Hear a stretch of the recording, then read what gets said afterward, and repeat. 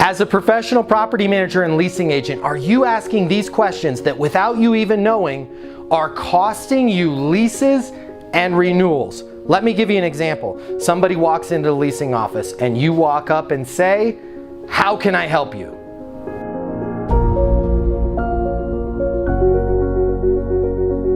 Okay, so what's so wrong with "how can I help you"? Well, the answer is, where have you heard that before? How can I help you? It kind of feels like you just walked into a retail store in the mall, doesn't it? And what are you trained to do when somebody walks up to you in a retail store and says, "How can I help you? How can I be of assistance?" "Oh, I'm just looking. I'm just browsing." Not only are you trained to push them away, but your brain then has all of this cortisol flowing through it saying, block that person, get them away. Even if you walk into that store knowing specifically that you want to buy a particular item, if somebody says, "Hey, how can I be of assistance?" or "How can I help you?" you push that person away 9 out of 10 times. Here's a better way that you can approach them as a professional property manager and leasing agent. Somebody walks into the leasing office. Instead of saying, "How can I help you?" you say, "Hey, welcome to Oakbrook Tower. What can I get you information on?" By saying, "What can I get you information on?" you still greeted them politely, you were still in a hurry to help, but you're helping move the subject forward. They wouldn't have walked in if they didn't need information on something. So ask them, "What can I get you information on?" versus "How can I help you?" or "How can I be of assistance?" or "What brings you in today?" I'm Matt Easton, and let's together walk through a few more of these potentially stupid questions that are costing you leases and renewals. Here's another example. Now, I want you answering the phone every time somebody calls, but we'll save that for another day. Let's say somebody calls, it goes to voicemail, and they say they want some information on an apartment. You call them back, and you open the discussion with, "Hey Patty, is this a good time to talk?" Or, "Am I catching you at a bad time?" Or, "Do you have a minute?" Come on, you are a professional. Don't put them in a position to say, "Yeah, it's a bad time to talk." Listen, renting an apartment is one of the scariest things that you can do in your life. It's never a good time for them to talk about it. It's stressful, it's scary, they're afraid of making a bad decision. Nobody goes and shops for apartments for fun. So don't ask them, "Is this a good time to talk?" Plus, "Am I catching you at a bad time?" Come on, it's always a bad time for anybody. They answered the phone, don't waste their time with that question. Now, the one I hate more than any of them, "Do you have a minute?" Has anyone in the history of property management ever leased an apartment in a minute? It shows that 1, you're not respectful of their time. 2, you're not respectful of your time. And 3, you start off lying to them. You know it's going to take longer than a minute. So just put all that to the side, call them, get down to business. "What can I get you information on? How can I help? Wanted to call you personally. It's important to me that we service you." Any of those are just great. Don't ask them, "Do you have a minute?" or "Is it a bad time?" Okay, I also want you to avoid asking leading questions. They're manipulative, they're counterproductive, and you sound a bit sleazy when you ask them. Let me give you some examples of leading questions. "If I can show you the perfect 2-bedroom, will you rent today?" "If all the numbers make sense, will I get your business today?" "Rick, you told me that your current lease expires on the 15th. What's going to happen if you don't sign a lease before then?" Listen, I know it's important for you to let people know the severity of the situation and that the opportunity cost of not signing a lease is they're going to be homeless. But you can say it in a better way than some manipulative way of asking them to tell you the story of what's going to happen if they don't lease an apartment. Here's how you can handle that a little bit better. "Listen, Rick, let's find the right apartment for you. I know you're pressed for time because you've got to find a place to live before the 15th.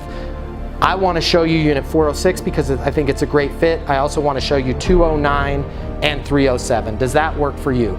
Don't go into some long diatribe asking them to give you a report on how screwed up their life is going to be if they don't sign a lease.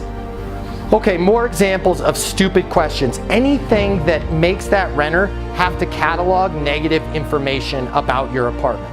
You could have the best property in the world and the best unit in the world, and if you ask them to find flaws in it, they're gonna find flaws in it. So don't be asking them things like, How could you not want this apartment? I get it. What you're trying to say is, wow, this is a great community.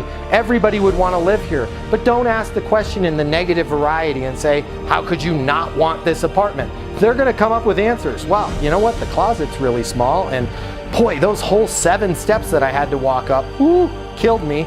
You all of a sudden just put their brain to compartmentalize what is wrong with this apartment. So don't ask questions like that. They're stupid questions. Okay, kind of similar along those lines, but this is a killer. And I guarantee if you're asking any variation of this question, it's costing you leases. Can you see how this is the best property in town? Can you see how this unit is so great? Listen, I get it. The most important sale that you make is on yourself, and you're sold on this community, and you believe in your heart that this is the best unit, the best property, the best thing since sliced bread. But remember this, when you say something, it means something. When the prospect says something, it means everything. So don't ask them, can you see how this is the best property in town? Okay, they're gonna be like, no, or they're gonna be like, yeah. But if they say yeah, you just stole all their thunder. Let them arrive at that conclusion totally on their own. People want to buy. They don't want to be sold to. So be professional, learn about their situation, learn about their needs, present them the best darn unit that you can, and leave the idea and the concept of figuring out that this is the best unit in town totally to them, and let them bring it up before you do. It's going to get you more leases. Okay, here's another one. I know that their budget is your business, but it's a stupid question to ask them any version of, is this unit too expensive for you? Listen, it's always too expensive. We all buy things that we can't afford. That's why there's banks, and that's why there's credit cards. So don't go asking the prospect, listen, I know this is a much larger unit than you wanted to see, and the rent's more. Hey, is this too expensive for you? Let them come to that conclusion on their own. You just present the best unit you can, present all of the ways that it's going to help alleviate their pain and it's going to solve their situation and meet their needs, and leave price off. You don't need to bring up, is this expensive? Because the answer is always going to be yes. If you feel like asking that question, just have a little Matt Easton virtually pop up on your shoulder and say, yes, it's too expensive, because everything's too expensive. Deal killer alert, deal killer alert. Deal killer alert. Hey team, come on in. Bring your team around the monitor on this one. This one's a deal killer. And I know you're just trying to be polite. I know you're trying to be respectful of their time. Saying anything like, would you like some time to think about it? Do you need some time to think about it? Guess what the answer is going to be. You got one of two options, yes or no. Renting an apartment. Let's see, it's more stressful than changing your job. It's more stressful than a relationship breakdown. It's one of the most stressful decisions that anybody is ever going to make, is moving. So do I need some more time to think about it? Yes. Remember, if they think about it too long, they're going to be living in a van down by the river. So don't encourage that type of behavior. It's your job to work with them one-on-one as a professional. Think of yourself as a therapist.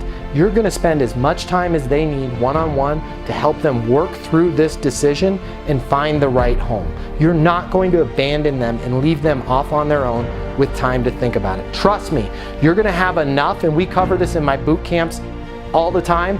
You're going to have enough instances where they're telling you, I need more time to think about it. And I'll coach you on how to handle that. Don't make that problem for yourself prematurely by asking them, do you need some time to think about it? Because the answer is going to be yes.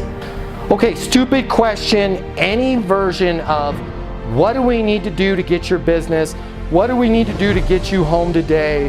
What do we need to do to get this lease? What do we need to do to make this deal happen?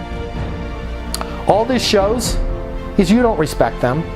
You haven't properly qualified them. You haven't taken the time and asked the necessary questions about their current situation, their needs, their pain, to have a really great understanding of how to best solve their problems. If you know how to solve their problems, You don't need to bring up things like, hey, what do I need to make this deal happen? How about a $250 Visa gift card? Listen, I can save you a ton of money. Just spend $250 on a Visa gift card. You don't need to rent my apartment. Listen, if you're asking them, what do I need to do? You need to go back, retrain yourself on how to do your homework and learn about that prospect. If you understand everything that's going on with that prospect and the single most important thing to them, you can present them a unit that solves their problem. You don't need to throw on anything extra to get the deal. Another whole track of stupid questions is asking them about other properties. Hey, what did you like best about the property down the street? Don't put that into their head. Listen, you did a double whammy on them. One, you brought up the property down the street. Two, you asked them to tell you what they like best. So even if they thought the place was a total dump, they're suddenly going, well, even though it was a total dump and I'd never lived there, the bedroom was pretty big. So as far as jail cells go, it was pretty spacious. Maybe I should take a second look. Don't ask them at all about the other properties. Now, in our training and in our boot camps and in my live events, I cover when you talk about the other community. And that is in terms of them saying, hey, I think I'm gonna sign a lease down the street because you don't have this, or your rent's more, or they have covered parking and you don't have covered parking. That's where you go down the track that we talk about in the boot camp of saying, all things being equal, let's say we did have covered parking, where would you rather live? And there's a whole track that we go with that. If you're not on that track and you haven't been trained on that track, stay away from talking about the other properties. It's a stupid question. It's only going to put your deal in harm's way. A couple little nitpicky stupid questions that I hear all the time. Can I give you a call? Can I follow up with a text? Can I send you an email? Listen, it's your job to close them right then and there when they're in front of you at the leasing office. So do your job and work through their problems. If in those cases when you're unable or you haven't been trained on how to get the lease right when they're there in front of you and you need to follow up with them, you don't need to ask them permission to do your job. Remember, the opportunity cost of them not signing a lease is living in a van down by the river. So unless you think not having a place to live is cool and okay, it's cool and okay for you to follow up with them. You can call them. You can email them. If you've got their mobile, you can text them. Do it all. It's your job to be the professional to help get them out of this troubled situation, how to solve their problems, and how to take away their pain. You don't have to ask them permission to help them, ever. All right, here's the granddaddy of them all that I just can't stand, and I hear it all the time on property. Hey, are you looking to sign a lease today? Don't ask that. It's a stupid question. Again, people want to buy. They don't want to be sold to. Are you looking to sign a lease today? Get away, slime ball. I feel like I gotta wash my hands after you ask me that question. Don't steal their thunder. Do your homework. Learn about their situation. You'll know in a few questions whether they need to sign a lease today, tomorrow, or next week. It's your job to find that out without asking that. It doesn't make them feel good, and it doesn't make them want to do business with you. So don't ask them, are you going to do some business with me today? Just do your job, be professional. The deal will happen. If you're at that point, you've done all of your qualification, you've shown them the right unit, you feel like you've got a match and you don't know what to say, and you're about to say, hey, are you going to sign a lease today? Try this one out instead. Where do we go from here? Man, that is far more collaborative, it's far more professional. It says, listen, I'm a professional leasing agent. I know the best units, I know the market like the back of my hand, I know everything inside and out. Pam, I think we found a great unit for you. Where do we go from here? Let Pam tell you, let's lock it down, or I've got 3 more questions. Don't ask, are you gonna sign the lease today? Just say, Pam, where do we go from here? You'll find 9 out of 10 times Pam's gonna say, you know what? I really like it. Let's lock it down, let's do the deal.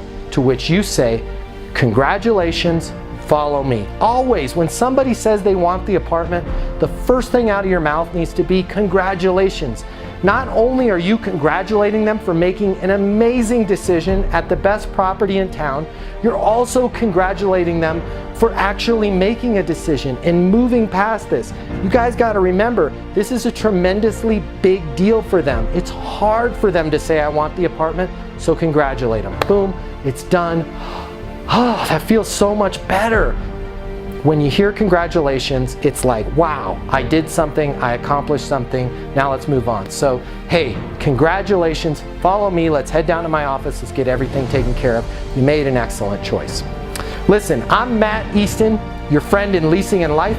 I hope identifying some of these potentially stupid questions helps you sign more leases. If you ever want to do some training on what you should say, I know we talked about what you shouldn't say, attend one of my live events, attend one of my boot camps, or give me a call. I'd be happy to fly out and do some one-on-one training with you. Whatever you need, you can always reach my office. The way people rent apartments has changed. Today's renter has access to more information. Today's renter has more choices. The apartment industry needs you. Studies have shown that moving is the most stressful life event. The old sales training, well, it just doesn't work today. I'd like to teach you how to take the stress out of leasing apartments in a way that's meaningful to you and your renters and get you 7 times more leases. I'll show you how the perfect leasing process works. I'm gonna walk you through everything from answering the phone to closing the lease. I'm going to show you how to determine your prospects' wants and their needs so that you can build value in your apartments. You will learn how to handle any objection or complaint. I'm going to show you how to connect with your renter so it's easy for them to rent with you. I've taught the best property management companies and thousands of people just like you how to lease apartments. Property management is complicated. I'll simplify it for you. There's more competition than ever before. I'm going to show you how to be number one. All of a sudden, your career, it's going to make perfect sense. Even if you've never worked in sales or property management before. And for the advanced property manager, I'm going to show you how to take things to the next level. Leasing University is a new, simple, step-by-step process that's effective. We're going to help you become a rock star in property management. I'm Matt Easton, and this is Leasing University.